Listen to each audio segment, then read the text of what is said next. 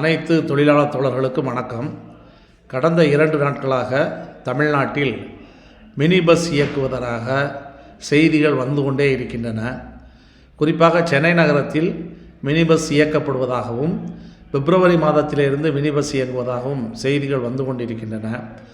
எனவே இது விஷயத்தில் தொழிலாளர்கள் சில விஷயங்களை புரிந்து கொள்ள வேண்டும். அதேபோல் தொழிலாளர்கள் விழிப்போடு இல்லாவிட்டால் இந்த போக்குவரத்து கழகங்களை சீர்குலைக்கக்கூடிய பணிகளை அரசாங்கம் செய்யும். கடந்த 20-30 ஆண்டுகளாக தொடர்ச்சியாக மாறி மாறி பல்வேறு அரசாங்கங்கள் இந்த போக்குவரத்து கழகங்களை தனியார் மயப்படுத்துவதற்கான பல்வேறு நடவடிக்கைகளை தொடர்ந்து எடுத்தார்கள். இன்னும் கூட கேட்டால் 2001 2006 முறை அதிமுக ஆட்சி நடைபெற்ற பொழுது 50% வழித்தடங்களை தனியாருக்கு கொடுப்பது என்றெல்லாமே அரசாணை பிறப்பிக்கப்பட்டது. இப்படி இந்த தனியார் மய பிரச்சனை வரும் பொழுது ஒவ்வொரு முறையும் அதற்கு எதிரான வலுவான போராட்டங்களை நான் நடத்தி இருக்கின்றோம். எனவே இந்த முறை அரசாங்கம் செய்யக்கூடிய இந்த நடவடிக்கைகளுக்கு எதிராக நாம் அனைவரும் ஒன்று திரள வேண்டும் என்று முதல்ல தெரிவித்துக் கொள்ள விரும்புகிறேன். இப்போது மினி பஸ் பிரச்சனையை பொறுத்தளவில் ஏற்கனவே தமிழ்நாட்டில் ஒரு 5000 பேருந்துகளுக்கு மினி பேருந்துகளுக்கு பெர்மிட் கொடுக்கப்பட்டது. அதில் 2000 பெர்மிட்டை சரண்டர் பண்ணிட்டாங்க. இப்போ 3000 பெர்மிட்டுகள் இருக்கின்றது. 3000 பெர்மிட்டுகளிலும் ஒரு 1000 பெர்மிட்டுகள் பேருந்து இயக்கப்படவே இல்லை. ஒரு 1000-1500 மினி பேருந்துகள் தான் இயங்கி கொண்டிருக்கின்றன. காரணம், இந்த மினி பேருந்து திட்டமே ஒரு தோல்விகரமான திட்டம். இப்பொழுது தோல்விகரமான அந்த திட்டத்தை மீண்டும் அமல்படுத்துவதற்கு தமிழக அரசு முயற்சி மேற்கொண்டது. கடந்த ஜூன் மாதம் இதற்காக ஒரு நோட்டிஃபிகேஷன் வெளியிட்டார்கள், அரசாணை என்பது வெளியிட்டார்கள்.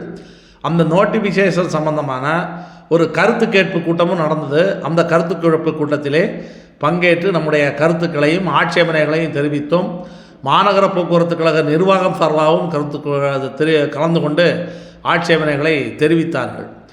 இந்த அந்த நோட்டிஃபிகேஷனில் என்ன சொல்லப்பட்டிருக்கிறது என்றால், இப்பொழுது மினி பஸ்கள் 20 கிலோமீட்டர் மட்டுமே இயங்கக்கூடிய நிலையில் இருக்கின்றன. புதிய அடிப்படையில் மினி பஸ்கள் 25 கிலோமீட்டர் ஓடும். அந்த 27 கிலோமீட்டரில் 8 கிலோமீட்டர் சர்வ்டு ரூட் அப்படின்னு சொன்னால் இப்போ பேருந்துகள் இயங்கி கொண்டிருக்கக்கூடிய வழித்தடத்திலே இயங்க வேண்டும்.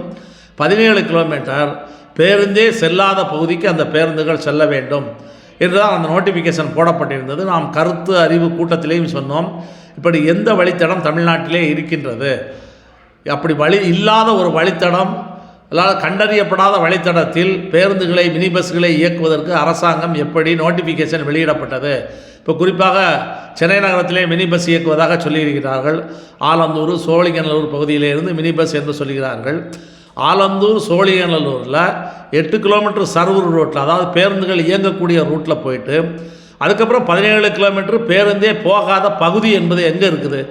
அப்படிப்பட்ட பகுதியே தமிழ்நாட்டில் இல்லை. அப்படி பகுதியே இல்லாமல் இவர்கள் தவறான முறையிலே அந்த நோட்டிஃபிகேஷனை வெளியிட்டார்கள். அந்த நோட்டிஃபிகேஷன் சட்டப்படியே எப்படியெல்லாம் தப்பு என்று நாம் அந்த கருத்தரிப்பு கூட்டத்திலே தெரிவித்தோம். இன்றைக்கும் அந்த நோட்டிஃபிகேஷன் தவறான நோட்டிஃபிகேஷன் தான். இப்போ அரசாங்கம் ஏற்கனவே திட்டமிட்ட அடிப்படையில் அந்த மினி பேருந்துகளை இயக்க முடியவில்லை. இப்போது தனியாக மினி பேருந்துகளை இயக்க முடியாத சூழ்நிலையில் இப்பொழுது மினி பேருந்துகள் இயக்குவதாக ஒரு வதந்தியை கிளப்பி விட்டிருக்கிறார்கள். இது சம்பந்தமான எந்த நோட்டிஃபிகேஷனும் போடலை. ஒரு நோட்டிஃபிகேஷனே போடாமல் ஏற்கனவே இப்போ சென்னை நகரமெல்லாம் முழுக்க அரசு பேருந்துகள் மட்டுமே இயங்குவதற்கு அனுமதிக்கப்பட்ட பகுதி. அப்படி அனுமதிக்கப்பட்ட பகுதியில் தனியார் பேருந்தை இயக்குவதற்கு ஒரு நோட்டிஃபிகேஷன்லாம் போட்டு ஸ்கீமெல்லாம் மாற்றி சட்டத்தையே மாற்ற வேண்டிய பிரச்சனை. இப்படி சட்டத்தையே மாற்ற வேண்டிய விஷயத்தில் சட்டவிரோதமாக இதை செய்வதற்கு இன்றைக்கு இந்த அரசாங்கம் முயற்சி செய்கின்றது. காரணம், இப்போ 2 நாளாக செய்தி வரும் பொழுது பொறுப்புள்ள போக்குவரத்து அமைச்சர் இல்லாட்டி பொறுப்புள்ள அதிகாரிகள் இந்த திட்டம் எப்படி சரி தப்பு என்ற அடிப்படையில் தகவல் தெரிவிக்கணும். ஆனால் இன்றைக்கு இல்லாத ஒன்றை சொல்லி முடியாத ஒன்றை சொல்லி தவறான கருத்தை, அதாவது தனியார் இன்றைக்கு கூட ஹலோ எஃப்எம் ரேடியோவில் மினி பஸ் வந்தால், தனியார் மினி பஸ் வந்தால் அப்படி இருக்கும் இப்படி இருக்குமெல்லாம் சொல்ல வச்சுருக்கிறாங்க.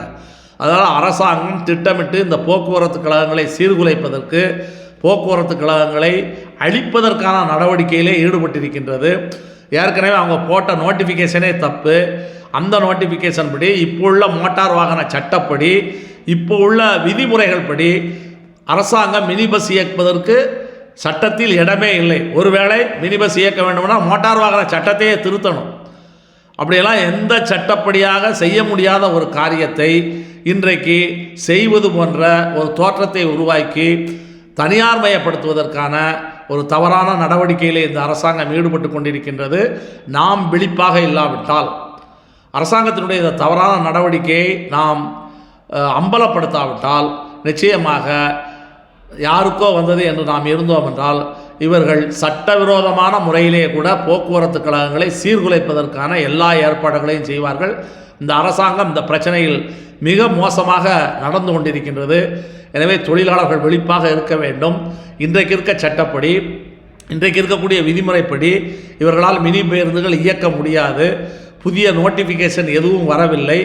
இப்படிப்பட்ட வதந்திகளை நாம் எதிர்த்து கடுமையான முறையிலே அரசாங்கத்தினுடைய மறைமுகமான முயற்சியை எதிர்த்து வலுவான குரல் எழுப்ப வேண்டும் என்று அனைத்து தொழிலாளர்களையும் கேட்டுக்கொள்கிறேன். இது சம்பந்தமாக பத்திரிகையிலே வரக்கூடிய செய்திகள், அதே மாதிரி டிவியிலே வரக்கூடிய செய்திகள் எல்லாமே ஒரு இட்டுக்கட்டி ஒரு கருத்து உருவாக்குவதற்காக வெளியிடக்கூடிய செய்திகள்.